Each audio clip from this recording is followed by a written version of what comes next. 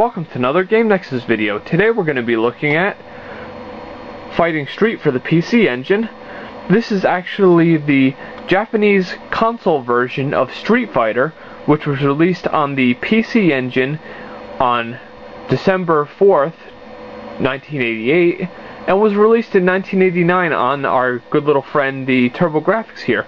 As you can see, I have my disc right there in the drive, and of course right over here is the System Card 2.0, since this game doesn't take advantage of any of the Super System Card or Arcade Card enhancements. Now, the American cover of this game looks very similar, as you can see on your screen right now.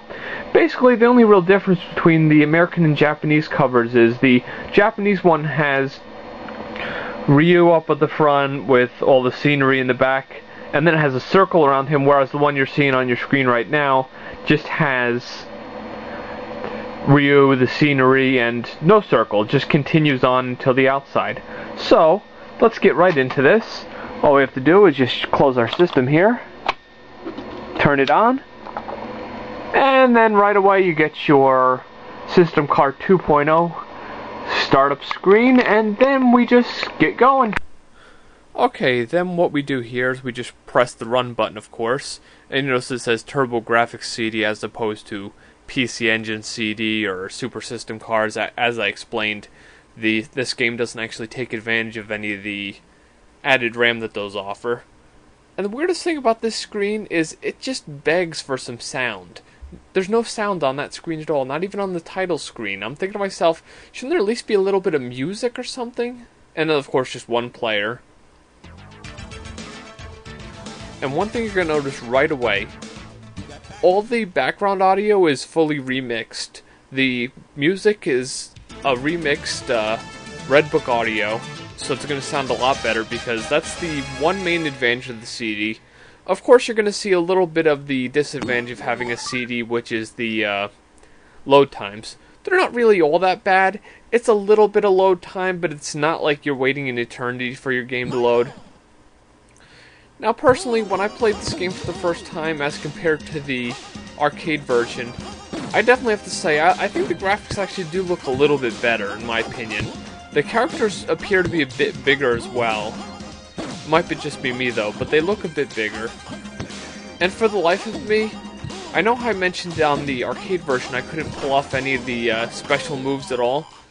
I tried my damnedest with the turbo pad, but I could not do any special moves at all with the turbo pad. That's the classic 2-button controller for the Turbo Grafx.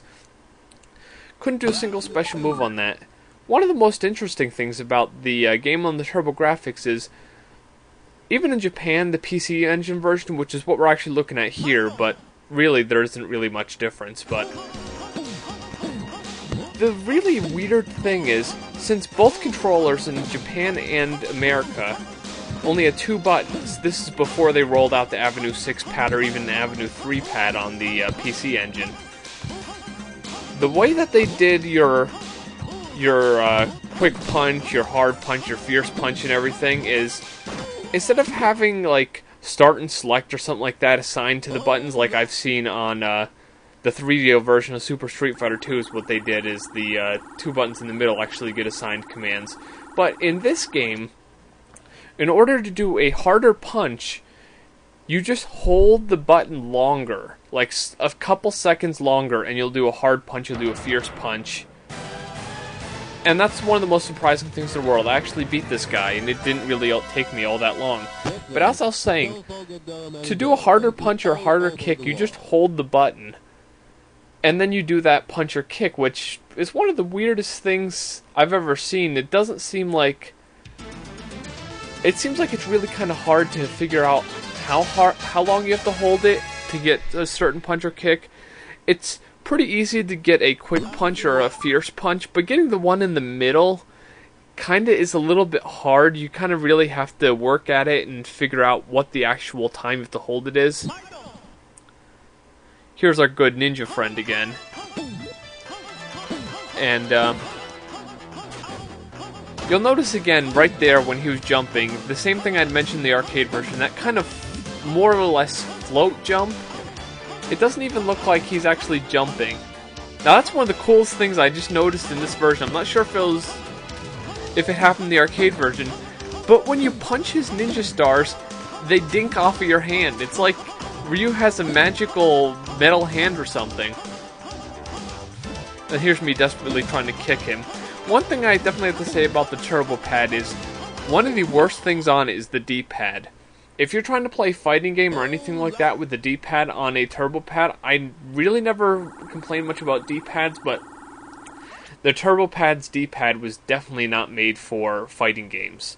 It's okay for stuff like Cat Ash, Neotopia, stuff like that really doesn't take much quick movement or having to jump, having to move, having to do anything like that. But for a fighting game, it's really awful, and I've had a couple other fighting games, and it's pretty bad on that as well. I might have even made that mention in the Zero Wing PC Engine video, but yeah, bad D-pad. One of my biggest things with Fighting Street here is, why in the world do they call it Fighting Street? To the life of me, that's never made any sense. I can understand trying to change the title up for the console version to make it sound different, but calling it Fighting Street makes no sense. It's like if they made a Dead or Alive console version of the original game, and instead of calling it Dead or Alive, they called it Alive Street or something like that, or Alive Match or something like that.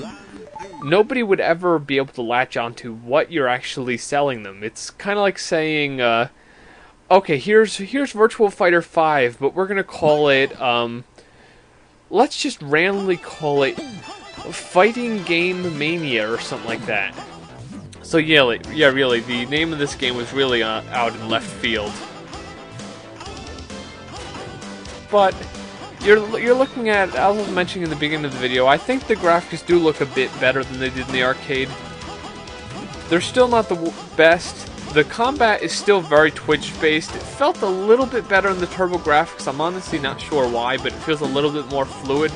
They could have fixed things up a little bit and taken it to the console version. Of course, you gotta love that Red Book audio, the better sounding music.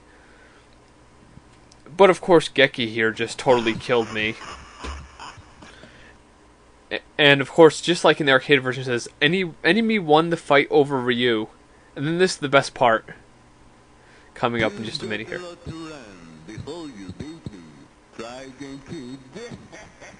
It sounds like he says, try again, kidded.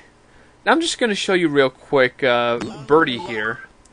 He's going to totally own me in this round that you're going to be able to see here. But I just want anyone who hadn't played this game before just to see what he looks like. He's like so big and humongous in this game, and he likes to headbutt a lot. So just watch me totally get owned here. He's one of those characters where, as you just saw right then, he got too close to me, he hit me like 3 times and most of my life was gone. As I'd mentioned in the arcade review. And he totally destroyed me right there. I'm just gone. Now we're just going to take a look at Lee, who is the other of those 4 characters you can select in the beginning. Now I do admit, as I'd said in the arcade review, I'm really not good at this game. I never got past these 4 characters. I know other people told me that Sagat you can fight against, and you can fight against other enemies, but I just really never got that far. But here's Lee, he's going to beat me up as well. But basically, console version of Street Fighter, a little bit better. The controls do hinder it a little bit. That whole hold the button a little longer isn't that good, but it's a nice console port considering the time, and I shall see you.